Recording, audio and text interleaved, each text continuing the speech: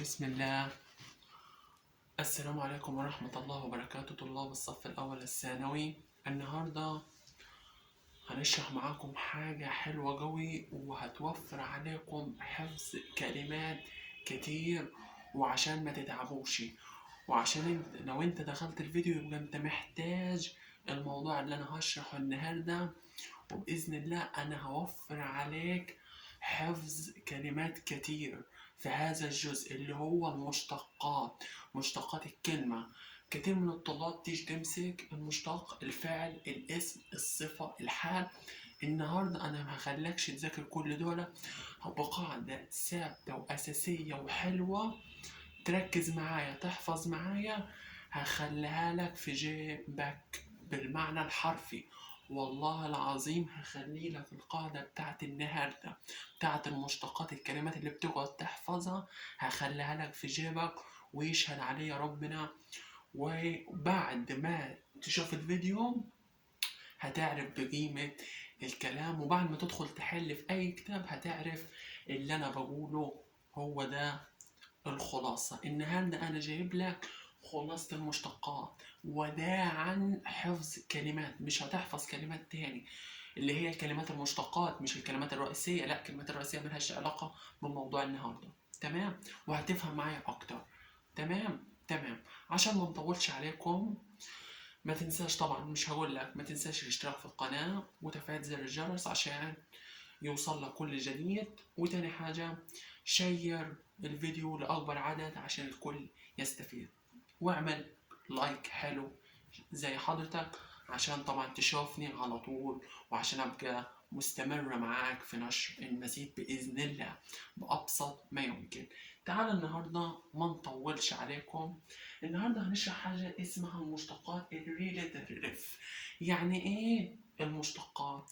مشتقات هي كلمة مرة في منها فعل وفي منها اسم وفي منها حال، وهي نفس الكلمة. تعال بخلاصة، أي كلمة في نهايات هلعب لك على حتة النهايات، السفكس والبريفكس. أنا عايز النهايات إنها تركز معايا. أي كلمة نهايتها من المقاطع اللي أنا هقولهم دلوقتي تكون اسم على طول بلا تفكير وبأمثلة. تعال نبدأ. بسم الله توكلنا على الله، وأسفين على المقدمة الطويلة. تعال نبدأ. أول حاجة بيقول لك النون الاسم. اي مقطع من اللي انا هقوله دلوقتي اخر الكلمة يكون اسم على طول، ما تفكرش هيكون اسم. نبدأ بسم الله، يلا. اول مقطع التي اي او ان اللي هو الشن. تاني مقطع الاس اي او ان، ويا ريت تكتب ورايا المقاطع دي. تالت مقطع المنت اللي هو ام اي ان تي. المقطع الرابع اللي هو النس اللي هي ان اي اس. المقطع الخامس اي ار، وبعدين او ار وتي واي، وبعدين الاي ان اس اي، والاي ان سي اي، والاي اس ام، والاي اس تي، والاي تي واي، وهود. مقطع هود لو جه في اخر كلمه يبقى اسم، وشب برضه لو جه في نهايه الكلمه يبقى اسم. وعندك ال ACY برضه اسم، وعندك ال ANCY، وعندك آخر مقطع age. ودول من أشهر، هو في مقاطع كتير ولكن هم دول من أشهر القواعد اللي هم بيجوا عندكم في الكلمات بتاعة المنهج يا سنة أولى. تعال نبدأ.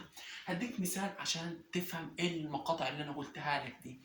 مثال زي عندك determination.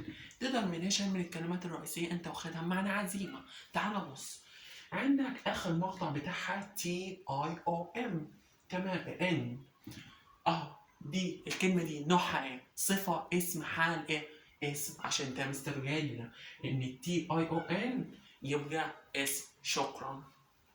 تاني حاجة awareness دي بمعنى الوعي، ودي برضه من أول وحدة في كلمات المنهج، مش آخرها نس يبقى ناوي اسم. تالت حاجة legacy اللي هو معنى الميراث أو الأثر، وبرضه من كلمات المنهج. عندك ACY، وأنا جايلها لك ال ACY يديك مقطع اسم يبقى اسم. وعندك neighborhood برضه معناها حي أو جيران أو جار، وبرضه من كلمات المنهج. وآخرها ولو قال لك الكلمة دي نوعها إيه تاخدها اسم. كده أنا أعطيتك قاعدة ثابتة، وفرت عليك حفظ كتير من الكلمة الواحدة دوبك تحفظ عليها 4 حال وفعل وصفة وبتاع. أنا عطيتهم لك في كبسولة كده سريعة تحفظ المقاطع دولة، وتبقى الأمور معاك زي الفل بإذن الله. تمام تمام. كده أنت لما حفظت المقاطع في بعض تريكات كده بتاعت الحاجات اللي هي العالية شوية. بص معايا، عندك الاي والان والذا اللي هم الادوات الارتكلز. الاي والان والذا دول بيجي بعدهم اس نوين، يعني لازم بعد الاي في الجمله والجي بعدين اي او ان او ذا هيجي بعدها نوين. تمام تمام. دي تريكس من التريكات. وفي تريكس تاني بعد اي حرف جر. يعني اي حرف جر on ان to سوري on in with from of. اي حرف جر موجود في اللغه الانجليزيه بيجي بعديه اس النون. بعد اي حرف جر يجي بعديه نون. اوكي. والنون هيكون لازم مقطع من المقاطع اللي هي دي. تمام تمام. دي التركتين اللي هم موجودين على الاسم. تمام تمام. كده احنا عرفنا الاسم. عسل. تعالى ندخل على الادجكتيف اللي هي الصفه. اعرف ازاي الكلمه دي صفه بدل اقعد اذاكر واتعب واحفظ كتير. تعالى شويه مقاطع حلوين. able، اي كلمه بتنتهي بمقطع able او I B L E. او المقطع ده اللي هو AL، المقطع ده مشهور قوي. زي كلمه عندنا زي كلمه national. national مش اخرها ال اللي هي معناها قومي صفة. عندك كلمة تاني زي ناتشونال اللي هو معناها طبيعي، برضه دي صفة. تمام تمام. اوكي ماشي ماشي. عندك ايه مقطع فل مشهور المقطع ده زي wonderful. زي wonderful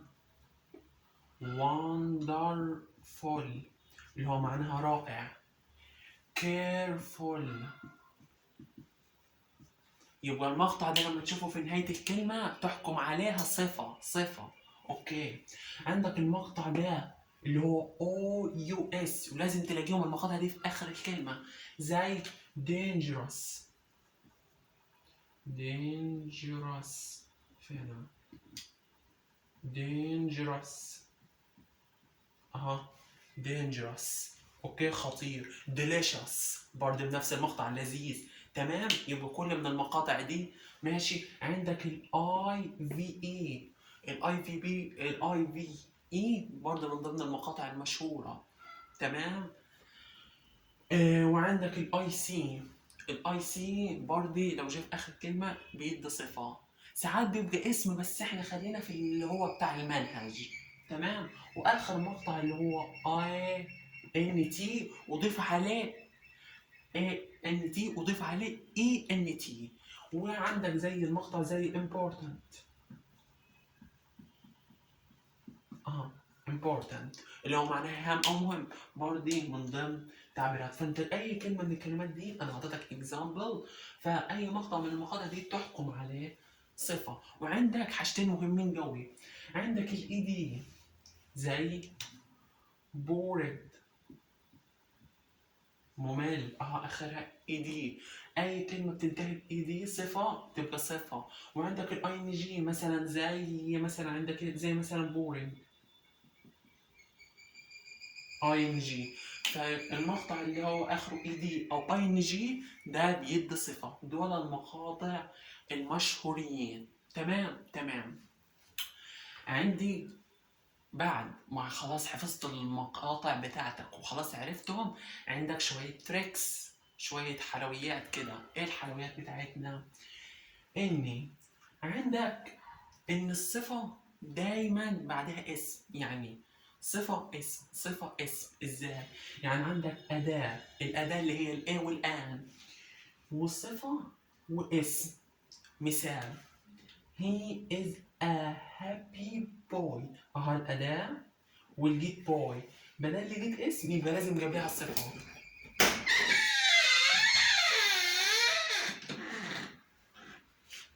ما ده اللي جه.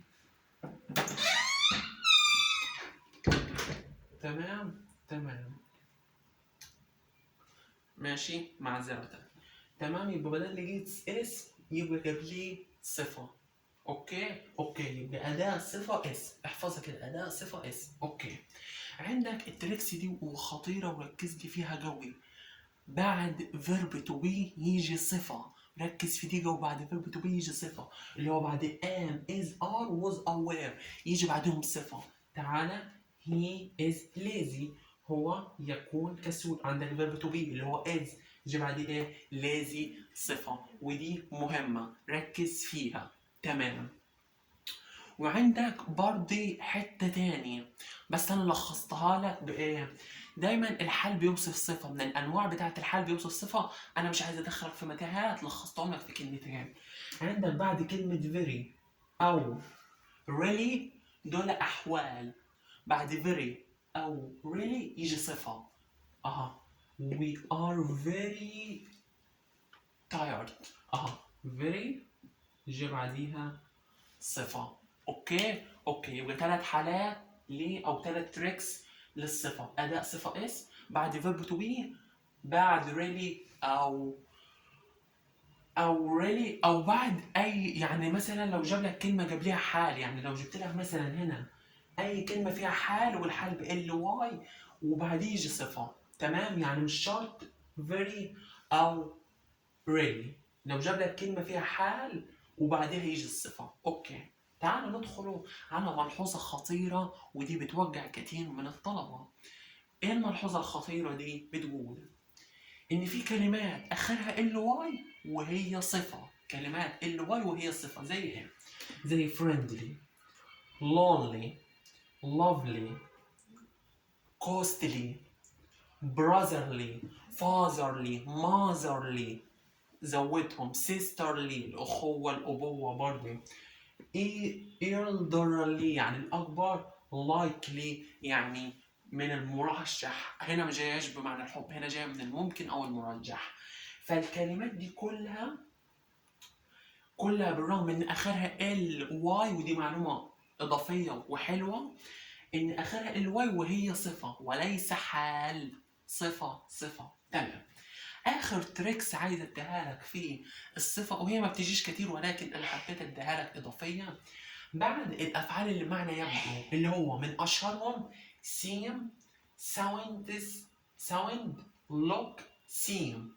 الثلاث افعال دول اللي بمعنى يبدو دول بيجي بعدهم صفه زي he seems happy. seems يجي بعده ايه؟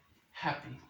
يبقى بعد الافعال دي بيجي صفه seem، sound، look، smile سوري، يجي بعد الصفه. اوكي وكده الصفه خلصتها لك في شوال. تعال ندخل على اخر حاجه، الادفيرب. امتى اخد حال ومتى اعرف ان هو حال؟ اي كلمه موجوده في اللغه الانجليزيه اخرها ال واي حال على طول. اي كلمه بلا تفكير ما عدا كلمتين شاذين، ويل وكوايت. ويل يعني جيد، كوايت الى حد ما. الكلمتين دول هم اللي بالذات بيبقوا حال بالرغم ان هم شاذين. تمام. الحال ليه حاجتين، اولا بيوصف فعل ودايما بيجي في اخر الجمله، الغالب بيجي في اخر الجمله وبيوصف فعل. تعال بص معايا، he runs slowly، هو يمشي ببطء. بص، مش slowly دي حال وجت في اخر الجمله جاب ليها runs اللي هو الفعل. دايما بعد الحال هتلاقي قبل الحال هتلاقي فعل، يعني الفعل وبعديه الحال. اوكي. تاني حاجه معلومه حلوه وصغيره وممكن كتير ما ياخدش باله منها، ركز معايا فيها. بعد السؤال، بعد عمتنا السو الحلوة دي يجي حاجتين، يا صفة يا حال، ينفع الاتنين، صفة أو حال. يعني لما أقول لك so difficult إنه صعب، أو so difficultly يعني بصعوبة، فأيا كان so ينفع الاتنين، ظرف أو صفة، اللي هو الظرف اللي هو الحال. تمام كده. تمام، حلو قوي. عندك برضه معلومة هي الصراحة مش هتتسأل فيها في سؤال المشتقات، ولكن أنا حبيت أضيفها لك معلومة إضافية، ولكن خد عنها خلفية. عندك بعض الصفات، بعض الكلمات ينفع يجوا صفة وينفع يجوا بحال، وهو أنا هعرفهم إزاي؟ بطريقة سهلة. شوفها، لو لقيت إني لو جابلها فعل يبقى حال، ما جابلهاش فعل يبقى صفة. شكرا. لو جابليها فعل حال، لو بعدها اسم صفة. تعال نفهم أكتر. بص، لما أقول لك he studies hard، هو يذاكر بجد. بجد دي أنا ما أعرفهاش هل هي حال ولا صفة. بص على اللي قبليها، لقيتها studies يذاكر، مش ده فاعل؟ وأنا قلت لك الفعل بيحب الحال يبقى adverb. تمام؟ تمام. 100 فل و14. ماشي ماشي. تعالى في اللي بعديها. he is very hard. مهارة تنفع صفة أو حال. أنا لسه جايب لك قاعدة إن very اللي بيجي بعدها إيه؟ صفة. شكرا. بس very لسه جايب لك اللي بيجي بعدها صفة، فهنا جه بعدها صفة. أوكي عشان هنا very دي حال، والحال ساعات بيوصف صفة. أوكي كده أنا أبقى خلصت معاك بعض، يعني خلصت الدنيا كلها معاك بتاعت المشتقات ونظام طريقة المذاكرة بتاعتك. احفظ اللي هم المقاطع، وبعد ما تحفظ المقاطع احفظ التريكس وذاكرهم بتركيز، وبعد التريكس روح حل بس. وكده المشتقات بيجت في ايدك. في معلومة تانية عايز اقولها لك، ان انا قلت لك ان بعد اي حرف جر يجي اسم، يجي اسم ما عدا حرف جر تو. حرف الجر تو هو اللي بيجي الفعل في المصدر. تمام؟ يبقى معلومة ان بعد حرف الجر تو هو الوحيد اللي بيجي بعديه الفعل في المصدر. اوكي، دول اكزامبل اسئلة انا هقراها لكم، ولكن مش هحلها، هسيبكم تحلوها لي في التعليقات، وبعدين اصححهم لكم واقول ايه الاجابات الصح. تعالوا نقروهم ونترجموهم. The team hopes to نقط a great succeed، يعني الفريق يتمنى ايه؟ نجاح عظيم. عندك achievement، achieve، achievable اللي هو انجازات، ينجز، منجز. اوكي. the company الشركة now offers يعني الشركة الآن عاملة عرض ايه؟ training courses in computer، عاملة كورسات يعني كورسات تدريب في الكمبيوتر. advancing. آخر سؤال بيقول لك which is the following words، يعني أي من الكلمات give a noun تعطينا اسم. living، determination، sadly. كده اكتبهم لي، اكتب لي الحل في التعليقات، واللي هيحلهم صح يبقى ممتاز، وكده يبقى فهم القاعدة صح. تمام؟ ابقى انا هسيبكم تكتبون في التعليقات الاجابات، وابقى هحلهم لكم في التعليقات. يا رب تكونوا استفدتوا مني واستمتعتوا معنا اولا، ونكون عند حسن ظنكم.